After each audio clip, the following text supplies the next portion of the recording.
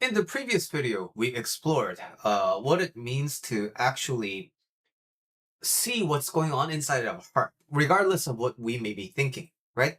So, inside of our heart, what leads our direction in life? What do we actually want to be doing with our life? It stays in here, right? Okay.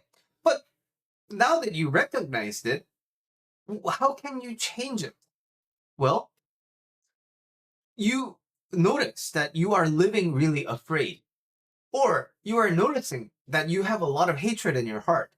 You are noticing that you have a very negative opinion of yourself. You are noticing that you don't believe in yourself. Okay, so you are finally coming honest to yourself. Okay, I thought I had a lot of, good things going on in my life. Yeah, I thought everything was going good, but then I realized I am actually deeply unhappy with my life.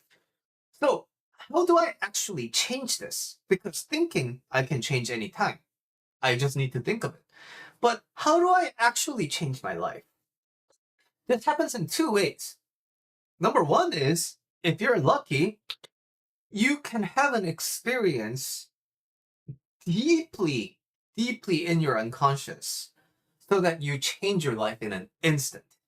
You don't need to do anything.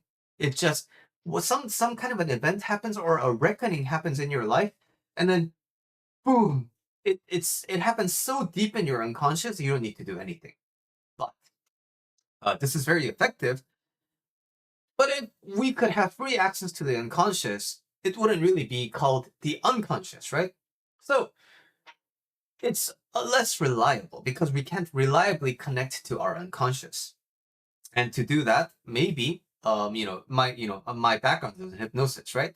So hypnosis is really good because we just skip all the brain parts altogether, and then we dive directly into your unconscious, right? But not everybody is susceptible to being hypnotized. Not everybody has the capacity to be fully in trance.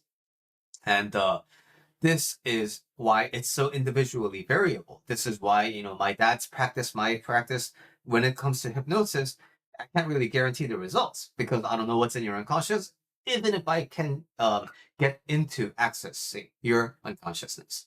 But when it works great. So what's the example of this in popular media? In the movie Spider-Man featuring Tobey Maguire, we have the scene where uh, Peter Parker just got shorted, right? Got scammed. He was promised $3,000, but then he only got $100. And he said, "Come on, where's my money?" And I gave you a fight, and then where's my money? And the ring circle guy is like saying, "Well, I don't see how that's my problem," or somewhere along those lines, right?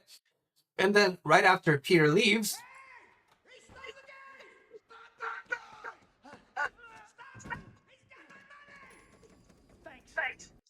so, he lets the guy go. Why? Because, yeah, I mean, the owner just messed him up. So, I mean, it's not his problem, right? And Peter Parker goes on to say, I don't see the part where that's my problem. But the thing is, it was Peter's problem because turns out Uncle Ben is dead outside. So, after that moment, Peter tries to find who is responsible for Uncle Ben's death. And then this happens.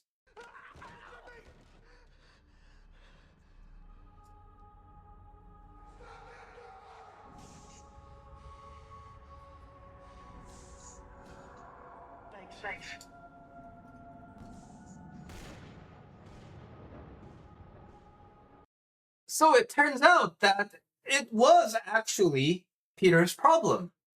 So this is such an important scene because Peter said, "This is not my problem," but it came around to being Peter's problem.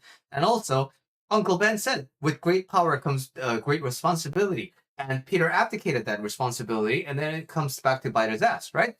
And so it these are all lessons Peter could have learned by himself with time. But we have this great catalyst that impacts Peter's unconscious right from the get go. And that is, unfortunately for Peter, Uncle Ben's death. So, this is a really good example of how a really significant life event can just change your life in an instant. You don't need to do anything. You don't need to do. So, in this situation, does Peter need to Does Peter need to try and be more responsible? Does Peter need to try anything to change his ways? No, the change has already happened. At that moment when he saw the eyes, the shift had already changed, right? It has already happened. So this is such a great illustration of how you can impact the unconscious in one get-go and change your life in an instant. But like we said, right? Life is not that simple because unconscious is not that easy to access directly. So the method that I use on my life, the method that I teach to my students, the method I teach to my clients is the practice of Buddhism, right? It's sustained effort.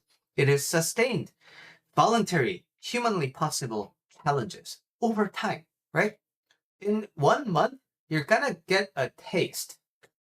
In 100 years, you're going to experience what it's like to change your life. But when you let go, you're likely to revert. If you do it over 1,000 days, you will be able to see when you compare the before and after that you have actually changed your life. But it requires every day dedicated change. And so, what's an example of this? Well, I was talking about examples for this with my wife, and it turns out a lot of the changes that are, you can see on, media related to this way of changing has to do with martial arts. And it's probably because from a storytelling perspective in a visual audio medium, you can't really show effectively how a person has changed over time through dedicated practice. And the best way to show it is through external means. And what's the best way to do that? Outside of martial arts. So some movies we handpicked for you. Number one is Kung Fu Panda, and number two is Karate Kid. So let's explore those, right? So this is the scene where Po or Kung Fu Panda starts training. And there's some important Buddhist context here that I want to explain. So let's watch the clip a little bit and then I'll chime in with some additional details. Your master. Okay. Don't cry. Okay. When you focus on Kung Fu, when you concentrate, you stay. But perhaps that is my fault. I cannot train you the way I have trained the five. I now see that the way to get through to you is with you. So this is a very important point because we have a way of getting in our own way. Sometimes we are the biggest blockers of ourselves, right? So what the master is trying to awaken in Po, which you will see later, is this. When we try something, right? There's a very big difference between doing and trying. So when Po tries to do Kung Fu, he's not doing Kung Fu. He is trying Kung Fu. He's trying to do Kung Fu. But like I said, there's a big difference between the two, right? So the master knows Po is food oriented, right? Food's driven. When Po goes for food, he's not trying to go for food, right? There's a very subtle difference between going for food and trying to go for food. Suppose you're not the type of person who enjoys exotic food, like a food that you're not used to. So if I offered you some Korean, food that you've never eaten before, something that's kind of icky, I don't know, like pork intestines that Koreans like to eat, you'd try it, right? But if it's like mac and cheese, food you're familiar with and you enjoy, you would eat it. You're not gonna try mac and cheese. You're just gonna eat it, right? So the master is trying to awaken that possibility inside of Po. Oh, great, because I'm hungry. Good. When you have been trained, you may eat. Let's begin. So when you have trained, you can eat. So there's this extended sequence of Po trying to eat, but he hasn't trained yet, right? But later down the line, this scene happens. After you, Panda. Just like that? No sit-ups? No 10-mile hike? I vowed to train you, and you have been trained. You are free to eat. So now you are free to eat. Enjoy. But now that's not that easy, right? So this goes to show you another really great example of what it's like to practice. After some time, when you apply dedicated effort into challenging something, right? The more you try to connect to your heart, just because you do that, life won't always guarantee that things are going to work out. If change was that easy, right? As soon as you start changing your life, everything will go your way. That is magic. That is mystic stuff. That's not what I am trying to teach you with life coaching. And this is such a great example of how you can go for something without trying. You're fully aligned with your life. You have great head and heart alignment. You've dedicated your life, and then you're doing all these voluntary, humanly possible challenges. But that doesn't mean that you are owed success. And as you can see here, Po is free to eat. But just because he is free to eat doesn't mean he can in the face of challenges and obstacles, right? So that was the example with the Kung Fu Panda. So the crazy thing is, I've never actually watched Karate Kid from start to finish, but I just know of it because it's like everyone's favorite movie. So the important scene here is the wax on, wax off, right? But there's an important nuance here that Sensei Miyagi does, and I want to explain that a little bit. Walk on the road. Walk right side, safe. Walk left side, safe. Walk middle. Sooner or later, get the squish just like grip.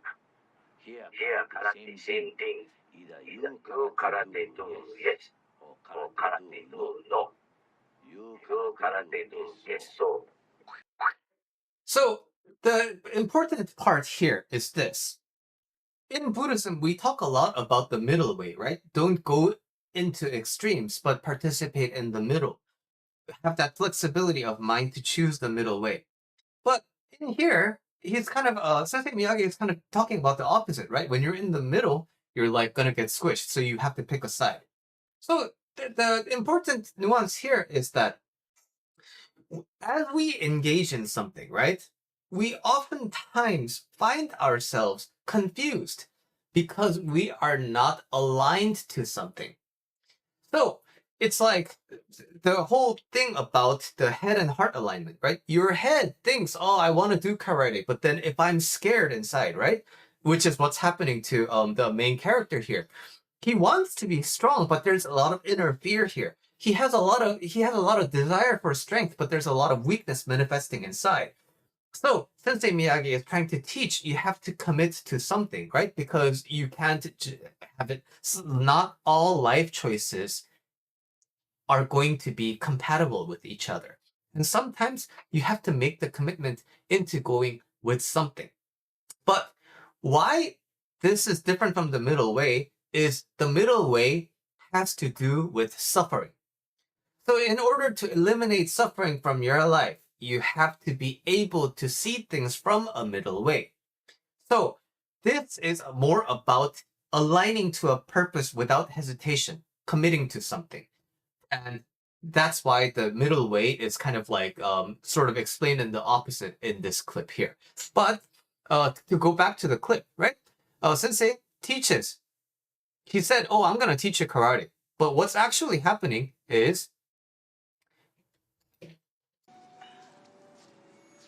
waxing the car, right?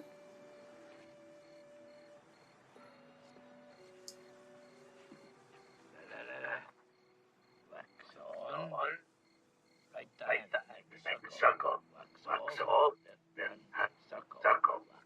So outside of this, he makes the main character here do a lot of other menial tasks, and our protagonist is like, what's going on? Why aren't you teaching me karate? Why are you making me do all these tasks? And then this is what happens.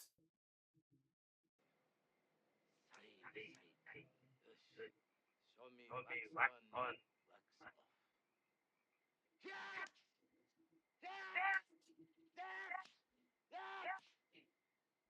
Show me indifference. So again, this is such a perfect example of you don't need to know the point and the purpose of the exercise. Sometimes during life coaching, and especially if you coach with me, I'm going to ask you to do a lot of seemingly meaningless voluntary. That's why what the word voluntary is used. I'm going to ask you to do a lot of random shit. I'm going to ask you to do a lot of difficult random shit. And I'm going to ask you to be consistent with it. Now, the thing is, you're not necessarily going to fully understand the point at first. So, in Karate Kid, right? He didn't understand the point of wax on, wax off. He didn't understand the point of, paint the fence. But he realized, oh my God, all this time I've been working on something. I've been doing something. All this thing, oh my God, this really challenging thing that I have been dedicated to, it's beneficial for me. And that kind of realization, when it's applied to your life, right? Through the really difficult Buddhist practices, you will find that, oh my God, I used to have such a negative opinion about myself. I used to think that I was this really weak, but look at me. I've been doing this, and this is such a, big commitment. Turns out I'm a lot better than I thought. I don't need to be ashamed of myself. But many people think that they need to fully understand something in order to start doing something. But that's not the case, as you can see in this video. So, this is the long sustained way of change. It's more guaranteed. But it comes with the downside that it takes time and it takes some effort. So, in order to change your life, especially when you know what your heart is about, where your heart is pointing towards, how do you change that heart? It's all about these two principles. You either change your unconscious in an instant shift, or you align your life this way first and then make your heart catch up. I wish I could tell you there's an easier way, but guess what? I can't guarantee you that it's going to be the easiest way. But now that you know how to look at your heart, the more you cultivate mindfulness, the more you are aware of what you are actually thinking, what you are actually believing, how you are actually living, the more you can exert an intentional intention behind it. So that is the premise of life coaching with me. But you don't need to, be in a one-on-one contract with me to start practicing, start changing your life. You can get the Buddhist Practices Guide. It's completely for free. I'll send it to your inbox. It's in the descriptions below. You can start the practices today. You don't need to understand why you do the practice. But if you wake up at 5 a.m.